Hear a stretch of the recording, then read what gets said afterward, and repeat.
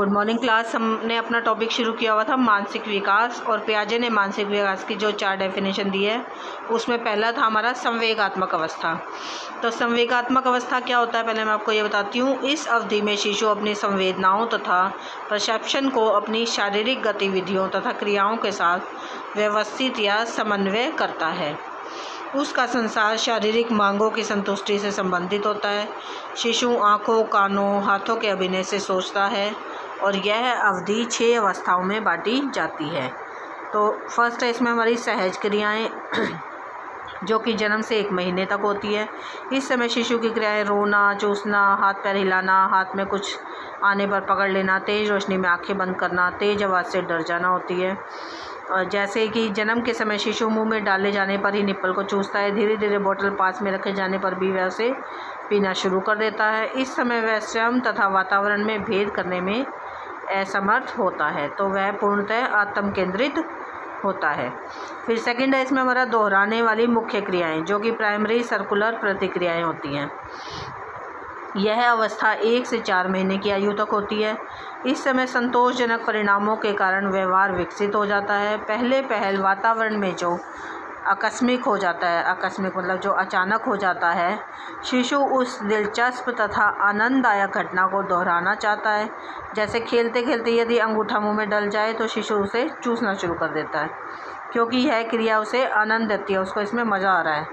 आंखें गतिशील चीज़ों को आते जाते लोगों का अनुसरण करती है। फिर इसमें थर्ड है हमारा दोहराने वाली द्वितीय क्रियाएं।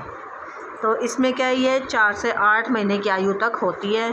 इस समय शिशु स्वयं से हटकर वस्तुओं और संसार पर भी केंद्रित होना शुरू कर देता है।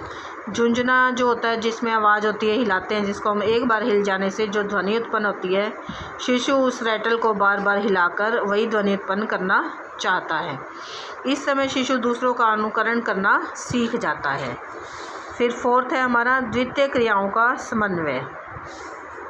इसमें देखो बेटा क्या है, इस समय जो है शिशु आसान समस्याएं सुलझाने में समर्थ हो जाता है। तो इसमें क्या होता है, इस समय शिशु पूर्व से सीखी गई स्कीम्स का समन्वय करना सीख जाता है।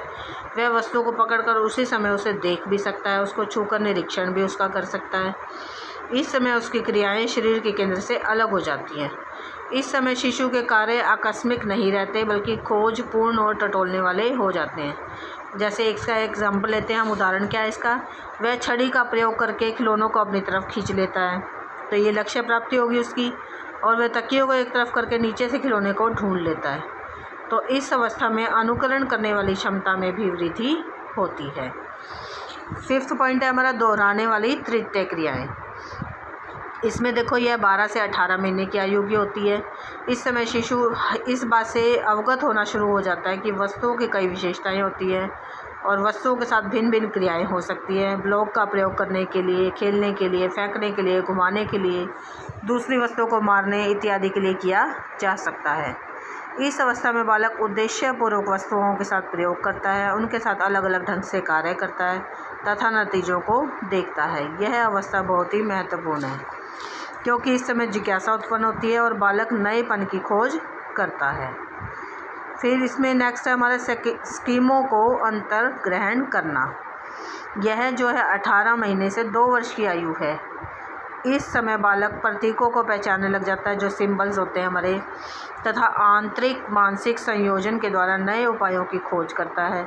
जब बालक किसी ऐसे लक्ष्य को प्राप्त करना चाहता है जिसकी प्राप्ति के लिए उसके पास कोई ऐसा उपाय नहीं है, जिसका कोई अभ्यास नहीं है, वह एक नए उपाय की खोज करता है। यह क्रिया वह आंतरिक प्रयोग द्वारा करता है। अब वह छुपी हुई चीज़ों को ढूंढ सकता है। यदि कोई खिलौना एक डिब्बे में है और वह डिब्बा छुपा कर रख दिया जाता है, तो बालक हर संभव तरीके से वह खिलौना ढूंढ लेगा। इस समय वह मॉडल की नकल भी करता है। वह वर्तमान में न होने पर भी अतीत को याद रख सकता है। यह प्रवृत्ति उसके खेलने की प्रकृति में मुख्य परिवर्तन का कारण बनती है। और छोटा बालक जो है वह अपने सुपरिचित व्यक्तियों के व्यवहार की तरह खेलने में व्यस्त हो जाता है। वह उन्हीं की तरह खाता है, सोता है और खिलौना कार चलाता है।